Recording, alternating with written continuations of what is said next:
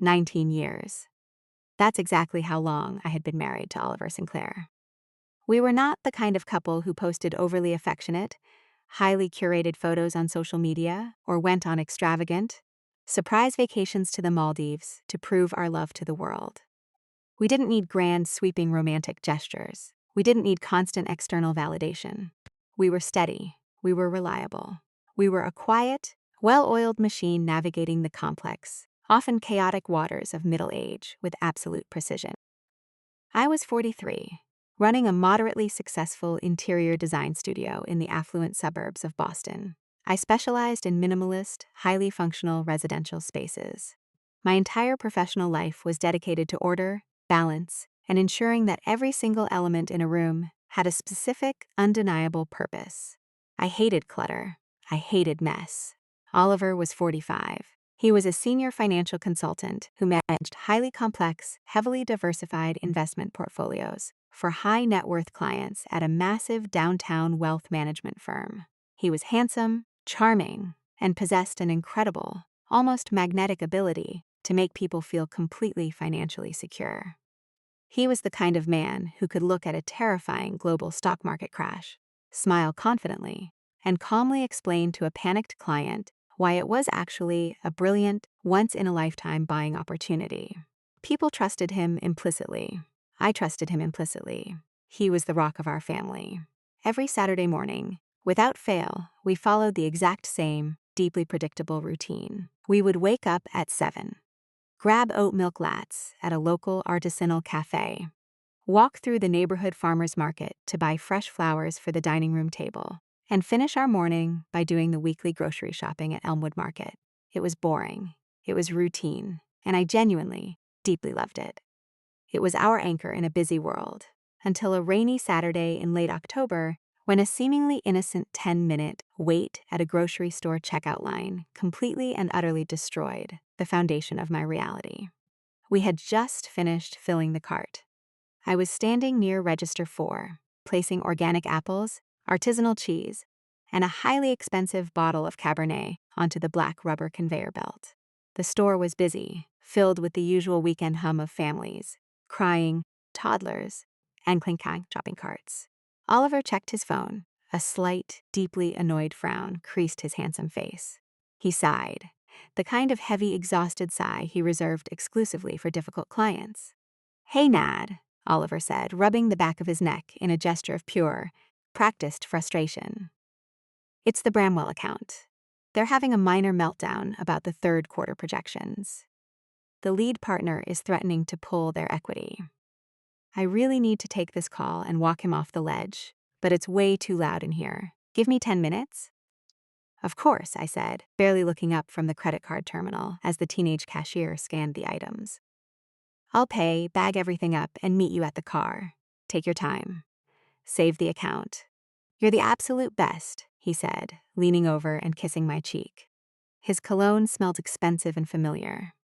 He turned and walked briskly toward the front glass doors of the supermarket, his phone already pressed to his ear. I finished paying. I packed the groceries into 2 heavy canvas bags, making sure the wine bottle was secure in the center. I walked toward the exit, checking the weather app on my phone, watching the cold autumn rain streak down the massive glass windows, waiting patiently for Oliver to finish his high-stakes client call. 10 minutes passed, then 15. I wasn't worried. The Bramwell Group was a notoriously demanding client.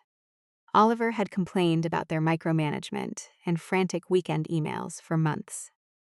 I just shifted the heavy bags to my other shoulder, scrolled through a few design emails, and waited.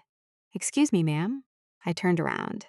Standing directly behind me was Franklin Hayes, one of the senior floor managers at Elmwood Market. He was a kind, quiet man in his early 60s with graying hair, thick glasses, and an incredibly gentle demeanor. We had exchanged polite small talk about the weather and produced prices every Saturday for nearly 5 years. "Hi, Frank," I smiled warmly. "Just waiting for my husband to finish a work call outside. The rain is really coming down out there." Frank didn't smile back. He didn't offer his usual polite chuckle. He looked incredibly uncomfortable, nervously wringing his hands in his green store apron. He glanced toward the front doors, then looked back at me, his expression tight with a profound, terrifying anxiety.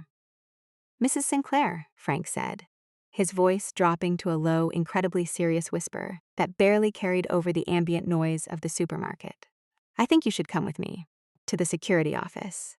My smile faltered immediately. "The security office? Why, did someone hit our car in the parking lot?" "No," Frank said softly.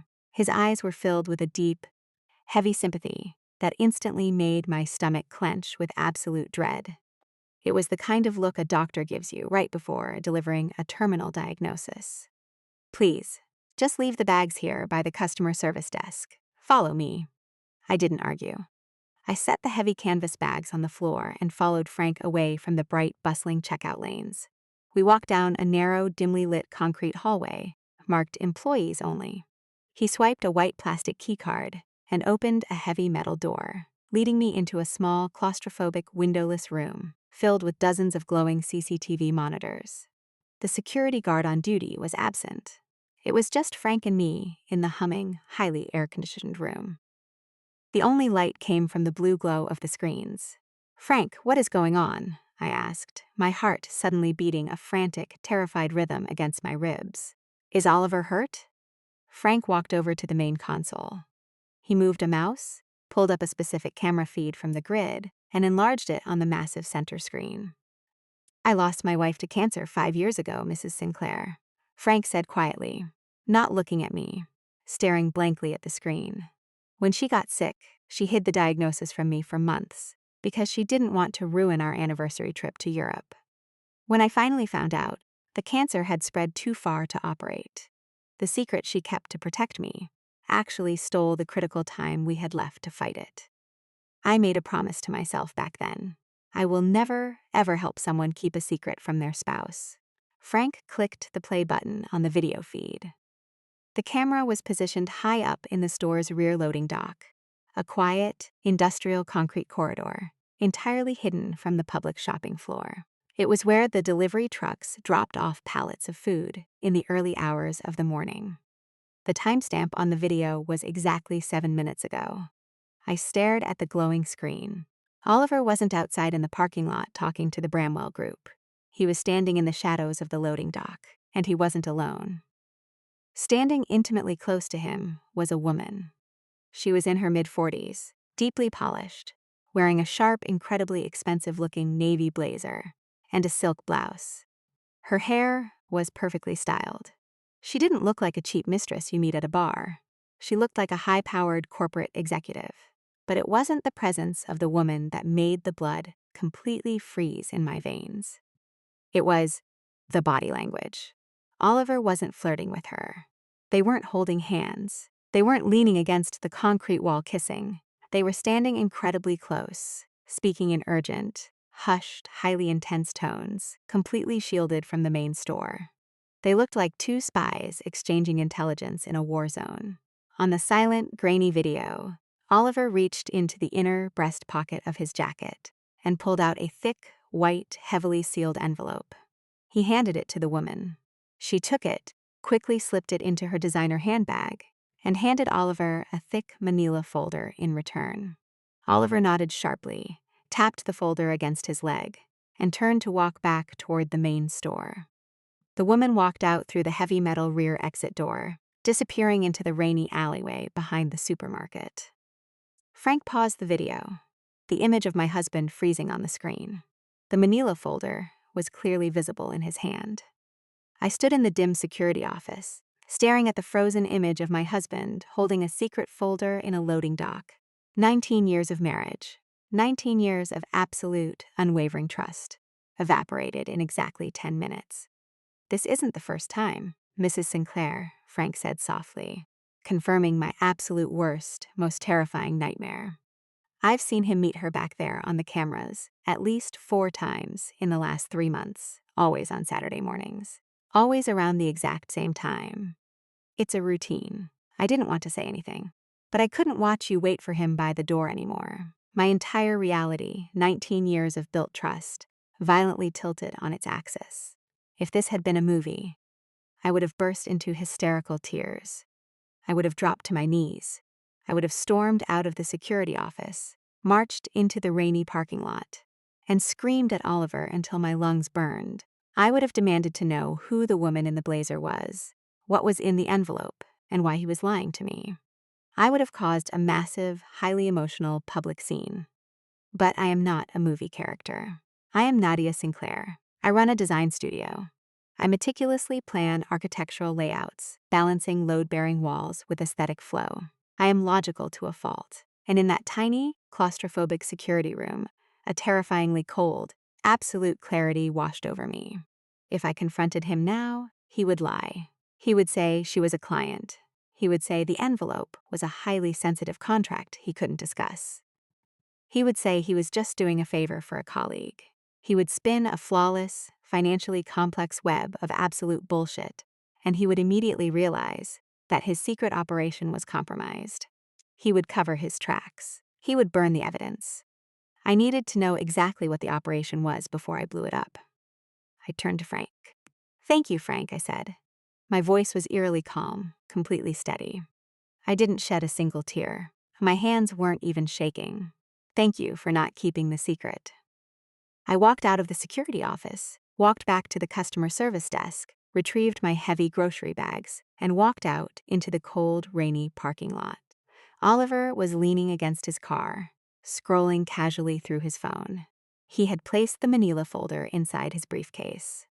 When he saw me approaching, he immediately slipped the phone into his pocket and smiled warmly. The perfect, loving, fiercely reliable husband. "Hey," Oliver said, opening the trunk to help me load the bags. "Sorry that took so long. The Bramwell guys are an absolute nightmare today. I had to talk them off a ledge. I think I saved the account, though." I looked at his face, the face I had kissed every morning for 19 years. The face of a man who had just handed an envelope to a mysterious woman in a loading dock and lied to my face without a single flinch or hesitation. I didn't scream. I didn't cry. I smiled. A perfect, flawless, terrifyingly normal smile. "It's okay, honey," I said, getting into the passenger seat and buckling my seatbelt. "Work is work. You're so good at what you do." That night, the subtle, terrifying shifts in Oliver's behavior became glaringly obvious. Now that my eyes were open, the red flags were everywhere. For 19 years, Oliver had left his phone charging on his nightstand, completely unlocked. He had never been protective of his devices. He often asked me to check his texts if he was driving. But that night, as we lay in bed reading, I watched him physically slide his phone underneath his pillow before turning off his bedside lamp. It was a tiny gesture. To anyone else, it might have been an accident or a habit born of convenience. To me, it was a screaming, deafening siren. He was actively protecting something. He was hiding communications. I waited in the dark until I could hear the deep, rhythmic breathing that meant he was fully asleep. I didn't try to take the phone from under the pillow. I knew the passcode would be changed. I didn't want to alert him. I didn't want him to wake up and catch me snooping. Instead, the very next morning, while Oliver was at work, I drove to a stationery store across town. I bought a plain, completely nondescript black moleskine notebook and 3 black pens. I hid the notebook in the locked bottom drawer of my studio desk, entirely separate from our home. I became an absolute ghost in my own marriage. I stopped talking and started intensely observing. I began meticulously logging every single anomaly in Oliver's schedule. I didn't care about the emotional betrayal yet. I didn't care if he loved the woman in the navy blazer. I needed the hard data. I needed to map the architecture of his lies. October 28th, Thursday, 6:30 p.m. Oliver calls to say he is having drinks with the Harrison account team. Comes home at 9 p.m. Smells like expensive espresso, not alcohol. Immediately puts his suit jacket in the dry cleaning bag. November 9th, Tuesday, 7 a.m. Oliver leaves early for a breakfast networking event. Checks his briefcase 3 times before leaving the house. Highly unusual. He is never nervous about networking. November 18th, Thursday, 6 p.m. Oliver says he has a late client meeting regarding a massive portfolio restructuring. Comes home at 8:30 p.m. Takes a shower immediately before even saying hello. By the end of November, the data in the black notebook revealed a flawless, undeniable pattern. Every Thursday evening, every alternating Tuesday morning. The excuses were always vague: a client dinner, a networking breakfast, an emergency portfolio review. But the timing was incredibly, rigidly precise. He wasn't just having a chaotic, passionate affair. Affairs are messy. Affairs cancel plans at the last minute. Affairs leave perfume on collars and lipstick on shirts. Affairs are driven by emotion and impulse. This wasn't an affair. This was a highly calculated operation. He was running a second, highly structured schedule parallel to our marriage. I needed to see the operation in motion. I needed to know what the handoff in the grocery store really meant. On the first Thursday of December, Oliver kissed me goodbye in the morning and casually mentioned he would be late because he had a dinner meeting with the regional directors. No problem. I smiled warmly, pouring myself a cup of coffee. I have a late meeting with a contractor at the studio anyway. We're finalizing the hotel lobby design. See you tonight. Have fun with the directors. I didn't go to the studio. At 5:30 p.m., I parked my car 3 blocks away from Oliver's downtown financial firm. I had rented an anonymous dark gray sedan, specifically for the evening to avoid his recognition. I wore a dark coat, pulled my hair back, and sat completely still in the driver's seat, watching the exit of his parking garage. At 6:15 p.m., Oliver's silver Lexus pulled out of the garage. I followed him. I kept 3 cars between us, maintaining a careful distance in the heavy evening traffic. My hands were gripping the steering wheel so tightly my knuckles ached. He didn't drive to a fancy downtown steakhouse for a dinner meeting with regional directors. He drove 20 minutes outside the city to the affluent, quiet suburb of Westlake, pulling into the parking lot of Cedar & Co. Coffee, an upscale, highly exclusive artisanal cafe. I parked at the far end of the lot, slumped down in the seat, and watched him through the windshield. Oliver walked into the brightly lit cafe. I used a pair of compact binoculars I had bought specifically for the occasion to look through the cafe's large plate glass windows. He walked to a small, secluded booth in the back corner. Sitting in the booth, sipping a latte, was the exact same woman from the grocery store loading dock, the polished, executive woman in the navy blazer. I watched them closely, my breath catching in my throat. I expected them to embrace. I expected to see the terrible, undeniable proof of romantic infidelity. I braced myself for the pain of seeing my husband kiss another woman. They didn't embrace. They didn't hold hands across the table. They didn't lean in for a kiss. Instead, Oliver opened his heavy leather briefcase. He pulled out a thick stack of printed financial documents and slid them across the table. The woman took the documents, pulled a pair of reading glasses from her purse, and spent the next 20 minutes aggressively reviewing the paperwork, making notes in the margins with a red pen. She looked like an auditor reviewing a tax filing. When she was finished, she handed Oliver a small, silver USB drive. He put it in his pocket, they shook hands, a firm, entirely professional handshake, and they both stood up to leave. I lowered the binoculars, my heart hammering a cold, terrifying rhythm against my ribs. They weren't sleeping together. Or if they were, that wasn't the primary purpose of these meticulously scheduled meetings. This was logistics. This was a massive, highly coordinated business transaction. My husband, a senior financial consultant, was secretly exchanging heavily documented paperwork and encrypted digital files with an unknown woman in a suburban cafe on a highly regulated schedule. He wasn't having an affair with her body. He was having an affair with his assets.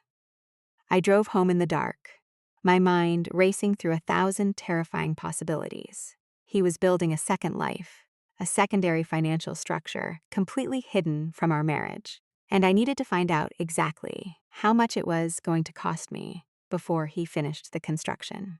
If Oliver was secretly moving money or sensitive corporate documents, there had to be a paper trail. There had to be a digital footprint.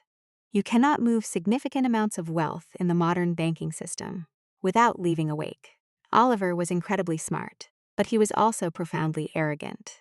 He genuinely believed I had absolutely no interest in our complex financial structures. He handled the high-level investments, the retirement portfolios, and the complex tax filings.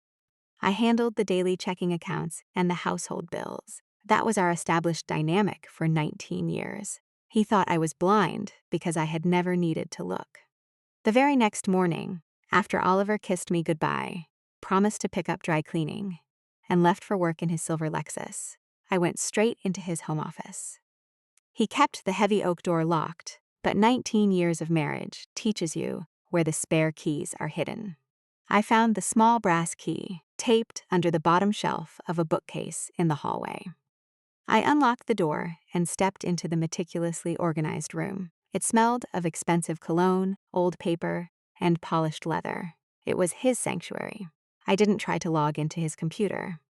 I knew the passwords would be heavily encrypted, and I didn't want to trigger any secondary security alerts or two-factor authentication pings on his phone. Instead, I went straight for the heavy metal filing cabinet in the corner of the room. I spent 4 incredibly tense hours meticulously digging through 3 years of printed tax returns, investment portfolios, and massive banking statements. I cross-referenced everything against the joint financial documents I had legal access to. I checked the balances. I checked the interest yields. I checked the declared capital gains. Everything looked perfectly normal, perfectly balanced. The numbers lined up flawlessly. If I had been an ordinary spouse casually snooping, I would have found absolutely nothing and felt incredibly guilty for doubting him. But I was looking for a ghost. I kept digging until my fingers were dry and coated in paper dust. I finally found the 2021 supplementary tax folder. Tucked into the very back of the folder, mixed in with a massive stack of standard charitable donation receipts and minor medical write-offs, was a single, slightly crumpled piece of paper. It looked like a hastily printed screenshot of a banking ledger, perhaps printed by mistake and shoved away in a rush. The ledger showed a transfer of $12,500. The origin account was Oliver's primary business consulting account, an account I knew existed. It was where his quarterly bonuses and independent consulting fees were deposited. But the destination account was entirely unknown to me. It was a routing number for an elite, high-tier private wealth bank located in Delaware, and listed right next to the routing number was a name. Harborline Advisory LLC. I stared at the name, Harborline Advisory. I had never heard Oliver mention that company in 19 years of marriage. It wasn't in our joint tax filings. It wasn't listed on any of our investment portfolios. It wasn't a client name he had ever complained about at the dinner table. I quickly took a high-resolution photograph of the document with my phone, placed the paper exactly where I had found it among the donation receipts, locked the filing cabinet, and locked the office door, replacing the brass key under the bookcase. I sat at my kitchen island, staring at the photo on my phone. 10 minutes at a grocery store checkout, a black notebook hidden in my studio, a cafe in the suburbs, and now a shadow company in Delaware. I was entirely out of my depth. I was an interior designer. I knew how to restructure a living space. I didn't know how to restructure a hidden financial empire. If Oliver was building a massive, hidden financial structure, I needed someone who knew exactly how to tear it down. I didn't need a marriage counselor. I didn't need a therapist to talk about my feelings. I needed a war council. The next day, I walked into the sleek, intimidating downtown office of Naomi Carver. Naomi was one of the most feared, highly respected family law attorneys in the state. She didn't handle amicable mediations. She didn't care about emotional closure or healing. She handled high net worth, high conflict divorces, where millions of dollars were on the line, and people played incredibly dirty. She was a legal mercenary. I sat across from her massive desk and placed my black notebook, the printed photo of the Harborline transfer, and a written, highly detailed summary of the grocery store footage in front of her. Naomi read through the materials in complete silence for 10 agonizing minutes. The only sound in the massive office was the ticking of a heavy clock on the wall and the distant hum of city traffic below.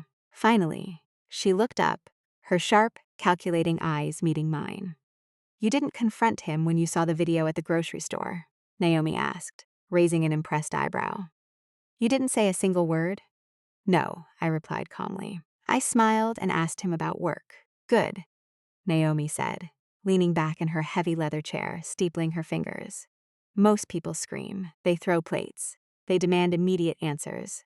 They want the dramatic showdown, and they lose. Confrontation without information is how people lose everything, Nadia. The absolute moment you confront a financially literate spouse with partial evidence, they will immediately move the assets deeper into the shadows, destroy the hard drives, and gaslight you into thinking you're completely crazy. Naomi tapped the photo of the Harbor Line transfer with her silver pen. Your husband is a senior financial consultant, Naomi continued, her voice entirely businesslike, recognizing the extreme threat level. He understands asset protection, taxation, and complex corporate structures better than almost anyone in this city. If he is hiding money, he is doing it incredibly well. I can't subpoena his accounts yet without tipping him off. The moment a subpoena hits his desk, the money vanishes. Then what do we do? I asked, feeling a cold knot form in my stomach. We bring in a bloodhound. Naomi smiled thinly. She picked up her desk phone and pressed a single button. Elliot, Naomi said into the receiver. Come into my office. We have a puzzle. A minute later, a man walked into the room. He looked to be in his late 30s, wearing a slightly rumpled sweater and thick glasses. He didn't look like a high-powered legal professional. He looked like an exhausted academic who had spent the last 3 days staring at a chalkboard. This was Elliot Park. He was a forensic accountant, and according to Naomi, he was an absolute genius at finding money that desperately didn't want to be found. Elliot sat down, adjusted his glasses, and looked at the single piece of paper bearing the name Harbor Line Advisory LLC, a Delaware LLC. Elliot murmured, rubbing his chin, his eyes lighting up with intellectual curiosity. Classic. Delaware offers extreme corporate anonymity. It's the perfect place to hide ownership and shield assets from spouses. It's a black box. Can you trace it? I asked. I don't need a subpoena to trace a corporate entity, Mrs. Sinclair, Elliot said, a small, highly confident smile touching his lips. I just need a single thread to pull. And you just gave me the name of the sweater. I left the law office, feeling a strange, terrifying sense of momentum. I was no longer just a betrayed wife crying in a grocery store. I was the architect of my own defense. For the next 3 weeks, I played my role perfectly. I cooked dinner. I asked Oliver about his day. I smiled when he kissed me. I listened to him complain endlessly about the Bramwell account, knowing full well he was using the name as a cover for his secret meetings. I watched him sleep, wondering who the man next to me actually was. And while Oliver slept next to me, utterly convinced of his own brilliance, Elliot Park was systematically dismantling his hidden empire. On a rainy Tuesday afternoon, Naomi called me into her office. When I walked in, Elliot was standing in front of a massive whiteboard. The board was covered in incredibly complex flowcharts, bank routing numbers, and corporate filings. It looked like the corkboard of a detective hunting a serial killer, but instead of bodies, he was tracking dollars. Sit down. Nadia, Naomi said quietly. Her voice lacked its usual sharp edge. She sounded genuinely grim. I sat down, bracing myself for the impact. Tell her, Elliot, Naomi instructed. Elliot cleared his throat and picked up a red dry erase marker. Oliver is incredibly smart, Elliot began, pointing to a cluster of numbers on the board. He knew that if he transferred massive, lump sums of money out of his business accounts, it would trigger federal anti-money laundering flags and banking alerts. It would be incredibly obvious during tax season. So he didn't move large sums. Elliot drew a bold red line connecting Oliver's primary business account to the Harbor Line LLC. Constantly, Elliot explained. He generated fake invoices. $400 here, $600 there, $1, $200 disguised as a consulting fee, $800 marked as software licensing. He even routed some of the money through intermediary business accounts, shell vendors that existed purely on paper, to scrub the trail before it hit Harbor Line. He kept every single transfer well under the banking threshold. He's been doing this systematically, every single month, for 5 years. He was essentially embezzling from his own marriage. I felt the air completely leave my lungs. 5 years. He had been planning this for 5 years. While we were celebrating our 15th anniversary, he was already siphoning money for his exit. How much? I asked, my voice barely a whisper. Elliot looked at me, his expression entirely sympathetic. Over the last 5 years, Oliver has siphoned exactly $342,800 out of your marital assets, Elliot stated, the number hanging in the air like an execution order. He slowly bled your joint wealth dry, funneling the money directly into Harborline Advisory LLC. And who owns Harborline? I asked, my hands gripping the leather armrests of the chair until my knuckles turned white. That's where it gets interesting, Naomi interjected, sliding a printed corporate filing across the desk toward me. Delaware provides incredible anonymity, but Elliot found a cross-filing error in a secondary state tax return that Harborline submitted 2 years ago in New York. I looked down at the document. Harborline Advisory LLC. Solding member. Celeste Ward. I stared at the name. Celeste Ward. The woman from the grocery store, I breathed, the image of the polished executive in the loading dock flashing in my mind. Exactly, Naomi said grimly. Celeste Ward isn't just an affair partner. She is the legal infrastructure for his financial fraud. She owns the company that is holding your money. Naomi flipped a page on her legal pad. And Celeste Ward is not a novice, Naomi continued. I pulled her civil litigation history. She has been sued twice in the last decade by former business partners and investors for breach of fiduciary duty and asset mismanagement. Both cases were quietly settled out of court. She is a professional grifter who preys on wealthy men, and your husband is her current mark. But it doesn't stop there, Elliot continued, pointing to a second flowchart on the whiteboard. Harborline is just a holding tank. Oliver wasn't just hiding cash. Cash depreciates due to inflation. A financial consultant knows that. He was investing it. Elliot drew a line from Harborline to a completely new corporate entity. 3 years ago, Harborline Advisory transferred $200,000 to a newly formed shell company called Lake Point Ventures. Elliot explained rapidly, tapping the board. Lake Point Ventures then used that cash to purchase a highly secluded, premium lake house property 3 hours north of Boston. The property is fully paid off. It has absolutely no mortgage.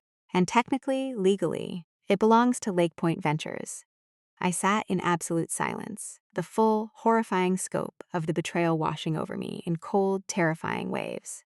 Oliver wasn't just cheating. He wasn't just having a midlife crisis. He was meticulously, aggressively building a second life. He was siphoning our money to buy a hidden lake house with his mistress. He was preparing a fully funded, completely debt-free escape hatch when he eventually filed for divorce, which he was clearly planning to do. He would claim he had no liquid assets, ensuring I got absolutely nothing, while he walked away with a secret $340,000 fortune and a lakeside retreat. He was going to leave me destitute. What do we do? I asked, looking at Naomi. I wasn't sad anymore. The sadness had completely burned away, leaving only cold, surgical determination. I was ready to destroy him. We strike first, Naomi said, her eyes flashing with predatory legal instinct. If Oliver realizes you know about Harborline, he will immediately wire that money offshore, and it will take us years of incredibly expensive litigation to get it back. We need to freeze the board before he can move his pieces. Naomi pulled a massive stack of legal documents from her drawer and placed them heavily on the desk. I have drafted an ex parte emergency asset protection order, Naomi explained, tapping the thick stack of paper. I am submitting all of Elliot's forensic tracing to a federal family court judge tomorrow morning. The judge will issue a blind financial injunction. It will legally freeze every single account tied to Oliver Sinclair, Harborline Advisory, and Lake Point Ventures. He won't be able to move a single cent with those assets. He will be entirely paralyzed. And then? I asked. And then? Naomi smiled, a sharp, dangerous smile, sliding a final, single piece of paper toward me. You sign this. I looked at the paper. It was a formal petition for divorce, citing massive financial fraud and deliberate dissipation of marital assets. I picked up the pen and signed my name with absolute, unwavering certainty. We have the injunction. We have the petition, Naomi said, organizing the files. Now we just need to deliver the message. And I think we should do it in person. The ambush was meticulously, surgically set for a Thursday afternoon. Naomi had arranged for a private, highly secure conference room at her law firm. It was entirely neutral ground. It wasn't a courtroom, which would have put Oliver immediately on the defensive and triggered his fight or flight response. And it wasn't our home, which would have given him a psychological home field advantage and the emotional leverage he usually wielded over me. It was a sterile, highly corporate environment. It was an environment where facts, not feelings, dictated the reality. I told Oliver that my interior design studio was facing a massive, highly complex tax audit regarding some joint investments we had made early in our marriage, and that my accountant urgently needed him to sign some clarification forms. Oliver, completely confident in his own financial superiority and entirely arrogant about his ability to outsmart any auditor, agreed to meet me at the law firm without a single moment's hesitation. He even told me not to worry, promising to handle the numbers and protect my little design business. But Oliver wasn't the only one invited to the meeting. Naomi's highly aggressive legal team had contacted Celeste Ward directly at her private office. They didn't mention my name. They didn't mention Oliver. They simply informed her that Harborline Advisory had been flagged in a routine compliance audit regarding an associate's tax filings. They requested her presence to sign a standard non-disclosure waiver to prevent an IRS escalation. Celeste, arrogant, deeply protective of her shell company, and eager to ensure the money she was hiding remained securely in the dark, agreed to the meeting. I sat at the head of the massive glass conference table. I was wearing a sharp, tailored black suit. I had carefully done my makeup. I didn't look like a heartbroken, betrayed wife crying into a tissue. I didn't look like a victim. I looked like an executive preparing to execute a hostile takeover of a failing company. Naomi sat to my left, her incredibly organized, thick legal binders stacked neatly in front of her. Elliot sat to my right, his laptop open, his highly detailed forensic flowcharts perfectly organized and ready to project onto the room's main screen. Spread out across the entire center of the glass table, completely unavoidable to anyone walking into the room, were the documents, the evidence of a second life, the security footage, stills from the Elmwood Market grocery store, clearly showing the envelope exchange in the loading dock. The high-resolution photographs I had taken through the binoculars at the Cedar & Co. cafe, capturing the folder handoff. The massive, highlighted banking ledgers showing the hundreds of microtransfers over 5 years. The Delaware LLC filings proving Celeste Ward's absolute ownership of Harborline Advisory. The property deed for Lake Point Ventures, detailing the hidden lake house purchase. It was a visual, inescapable, highly documented timeline of Oliver's complete, utter destruction. At exactly 2 p.m., the heavy oak doors of the conference room opened. Oliver walked in first. He was wearing his sharp navy blazer, holding his expensive leather briefcase, looking slightly annoyed by the interruption to his busy day. "Nadia, I really only have 20 minutes for this audit," Oliver said confidently, walking toward the table, completely oblivious to the trap. "Let me just talk to the accountant and—" He stopped. He saw Naomi. He saw Elliot. He saw the massive array of documents spread across the table. A second later, the secondary door of the conference room opened. Celeste Ward walked in, wearing her trademark polished silk blouse, holding her expensive designer handbag. She had expected a low-level auditor. They both stopped dead in their tracks. Oliver looked at Celeste. Celeste looked at Oliver. The air in the room instantly vanished. The oxygen was sucked out, leaving a heavy, suffocating vacuum of absolute panic. "What? What is this?" Oliver stammered, the confident, arrogant financial consultant facade completely shattering in less than 2 seconds. He looked at Celeste, his eyes wide with terror, silently asking her what she was doing there. Then, he looked back at the massive array of documents spread across the table. He recognized his own banking ledgers. He recognized the specific font on the Harborline Advisory filings. He recognized the property deed for the hidden lake house. He looked at me. I didn't scream, I didn't cry. I didn't throw anything at him. I sat perfectly still, my hands folded neatly on the cool glass of the table. "Hello," Oliver, I said softly, my voice completely devoid of emotion. It was the voice of a stranger. Hello, Celeste. Please, have a seat. We have a lot of complex accounting to review today. Celeste didn't move. She was staring at the property deed for the lake house, her face completely pale, realizing that the shell company protecting her massive asset had been entirely compromised. She looked like a trapped animal, realizing the cage door had just locked behind her. Oliver slowly, mechanically walked toward the table, his eyes locked in absolute, paralyzing horror on the forensic flowcharts mapping out his incredibly complex 5-year fraud. He pulled out a chair and sat down, his hands visibly shaking. Nadia, Oliver whispered, his voice cracking violently. Nadia, this isn't what it looks like. Harborline is a legitimate consulting firm. Celeste is a client. We were building a specialized investment portfolio. A legitimate investment portfolio, Naomi interrupted, her voice ringing with absolute terrifying legal authority. She didn't let him finish the lie.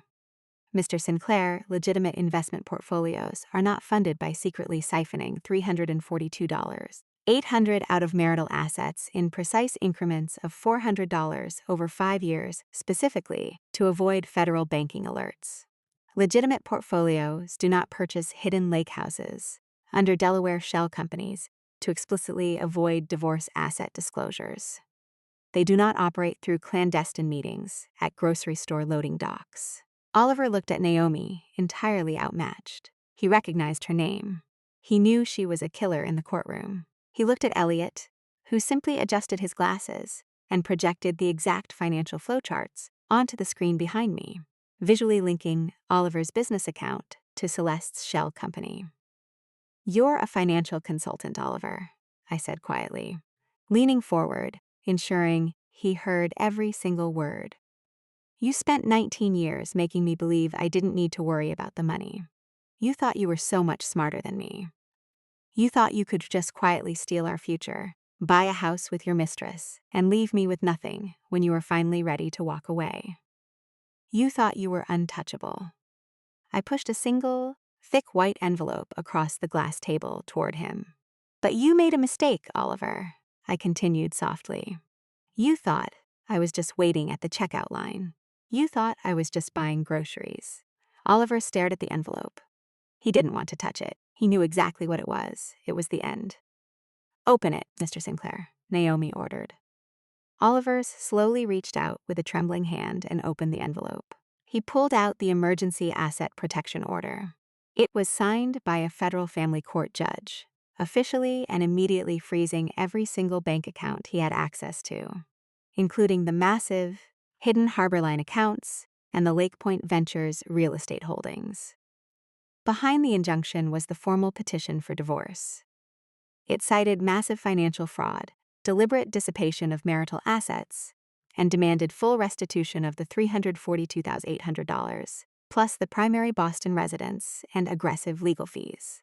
Oliver stared at the documents, his entire hidden life, his meticulously crafted second identity, violently crashing down around him. He had absolutely no leverage. He had no hidden cash. He had no narrative control. I can explain, Nadia, Oliver choked out, tears of absolute panic welling in his eyes. He reached across the table, desperately trying to grab my hand, attempting to use the 19 years of emotional leverage he thought he still possessed. Please, just let me explain. I never meant to hurt you. The money was for us. The lake house was going to be a surprise for our anniversary. I swear to you. I pulled my hand back, entirely disgusted by the sheer audacity of the lie. A surprise? He was going to surprise me with a house owned entirely by his mistress's Delaware shell company? I know, Oliver, I replied calmly, looking directly into his terrified eyes. That's exactly why we're here. You don't get to explain anymore. You don't get to spin the narrative. You don't get to manage the optics. You just get to pay. I looked at Celeste.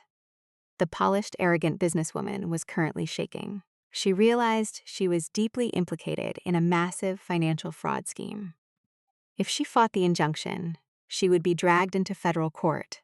Her previous civil lawsuits would be exposed to public record, and she could face significant criminal charges for aiding and abetting marital fraud. You can leave, Celeste, Naomi instructed coldly, turning her sharp, predatory gaze to the mistress. "We will be legally seizing the Lake Point property in the divorce settlement. The deed transfer is already in motion. I have already drafted a brief outlining your participation in this scheme, referencing the Sterling versus Ward civil case from 3 years ago. If you attempt to access the Harborline accounts or move a single cent of that frozen money, I will personally refer you to the district attorney for conspiracy to commit federal wire fraud, and I will ensure your previous investors are fully informed of your current activities. I strongly suggest you find a new business partner to defraud." Celeste didn't say a single word. She didn't look at Oliver. She didn't apologize to me. She didn't try to defend their love or their business arrangement. She simply turned around, her designer heels clicking frantically on the hardwood floor, and practically sprinted out of the conference room, entirely abandoning the man she had been building a secret life with the absolute moment the money disappeared. Oliver was left completely alone. He sat at the table, surrounded by the undeniable, meticulously documented proof of his own destruction, staring at a wife he had severely, catastrophically underestimated. He put his head in his hands and began to quietly, pathetically weep. "Naomi," I said, standing up from the table, feeling a profound, sweeping sense of closure. "I think we're done here. Please forward all future communication to Mr. Sinclair's attorney." I walked out of the conference room, leaving Oliver in the ashes of his second life. I didn't look back. I had a studio to run, I had a life to rebuild, and for the first time in 5 years, my money was actually mine. The divorce that followed was brutal, incredibly fast, and entirely one-sided. It wasn't the drawn-out, highly emotional, years-long court battle that Oliver had secretly been preparing for. It was an absolute financial slaughter, because Naomi and Elliot had meticulously frozen the assets and fully documented the massive systemic fraud before Oliver even knew he was being investigated. He had absolutely no legal ability to fight the settlement. He was cornered. His entire strategy, his entire 5-year plan, relied heavily on the element of surprise, on hiding the money in the Delaware LLC and transferring the lake house deed to his own private trust, before I even knew we were getting a divorce. By striking first, and by striking with overwhelming, undeniable forensic evidence, I had completely neutralized his greatest advantage. To avoid being referred for criminal fraud charges by Naomi, a terrifying threat she fully intended to execute if he pushed back even an inch, Oliver was forced to completely capitulate. He signed the final settlement agreement less than a month after the conference room ambush. The speed of his surrender was almost pathetic. I kept the primary, 4-bedroom house in Boston, entirely free and clear of any joint debt. I didn't want the house because I loved it. I wanted it because he had planned to sell it out from under me. It was the principle of the victory. I recovered the entire $342,800 he had stolen through Harborline Advisory, plus an aggressive 12% interest penalty for the deliberate, calculated dissipation of marital assets. The family court judge was absolutely furious when she saw the extent of the fraud. To pay me back the massive sum, Oliver was forced to completely liquidate his personal retirement accounts, swallowing massive early withdrawal penalties and massive federal taxes that absolutely decimated his remaining net worth. The hidden lake house, the secluded, romantic retreat he had purchased with our money and planned to escape to with Celeste, was legally seized by the court and sold at public auction. It turned out to be an incredibly beautiful, highly sought-after property, and it sold well above market value.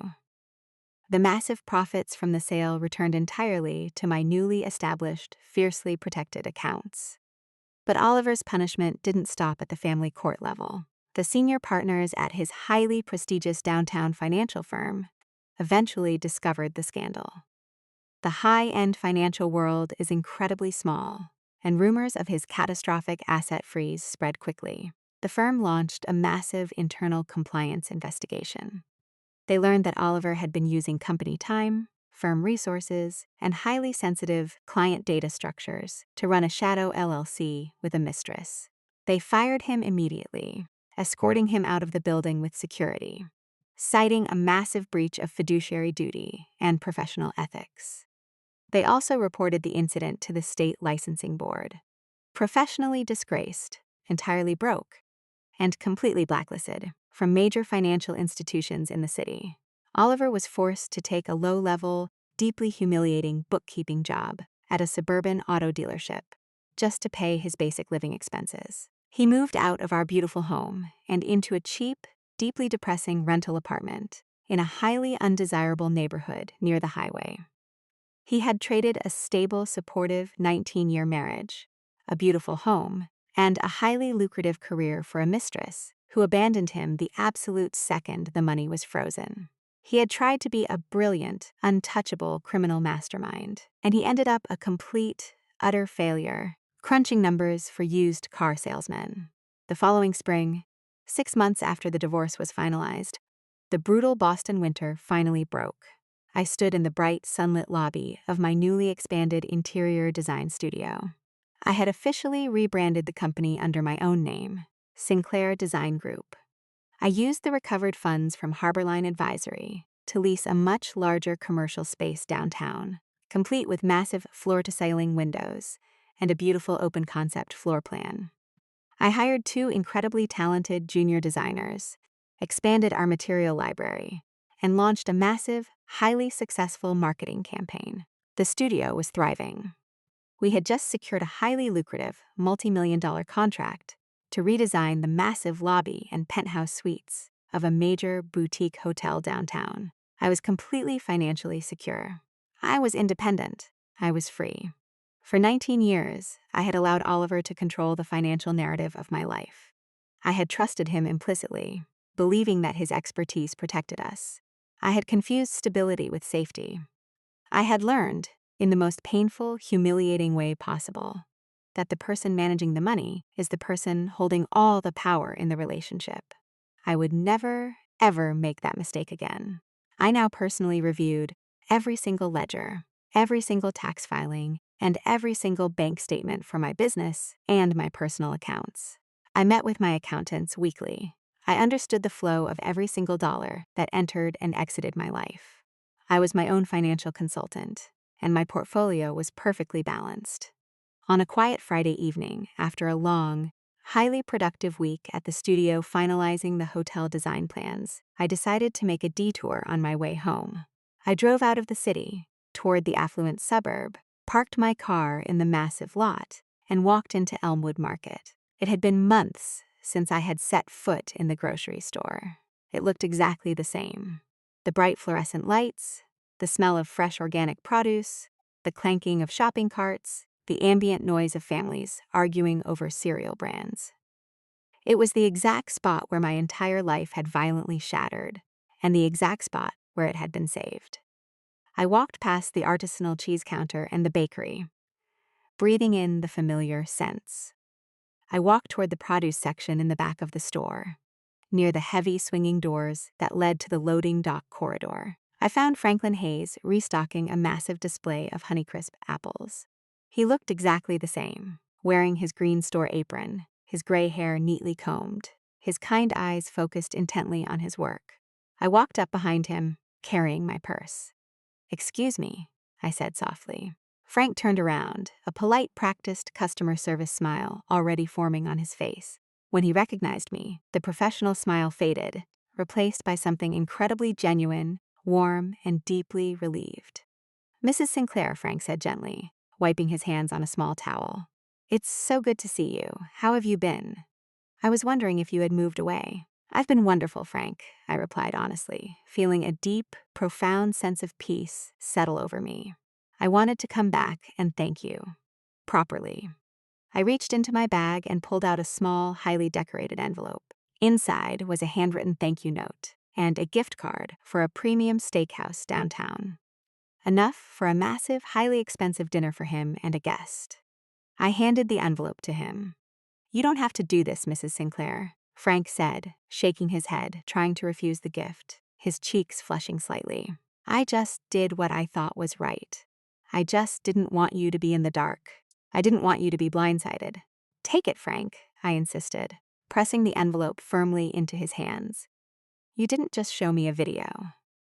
You gave me my life back. You gave me the crucial time I needed to protect myself before it was too late. I will never forget what you did for me." Frank looked at the envelope, then looked back at me. He saw the peace in my eyes. He saw that I wasn't broken. I wasn't a victim. I was stronger, sharper, and more successful than I had ever been. "You're very welcome, Nadia," Frank said softly, using my first name for the first time. "I'm incredibly glad you're safe." I smiled, turned around, and walked out of the grocery store. I got into my car, started the engine, and drove home to the beautiful house that I owned entirely by myself. Oliver had thought he was incredibly smart. He thought his Delaware LLCs, his microtransfers, and his secret lake house were entirely untraceable. He thought he could meticulously plan my financial ruin while smiling at me over morning coffee. He thought he was running a flawless, invisible operation. But he made one massive, catastrophic mistake. He assumed that because I was quiet, because I was reliable, because I trusted him, I was stupid. He didn't realize that the quietest people are often the most observant. He didn't realize that a woman who designs intricate architectural layouts for a living knows exactly how to tear down a faulty structure. He built a second life in secret. I built the case that ended it. So, tell me honestly in the comments below.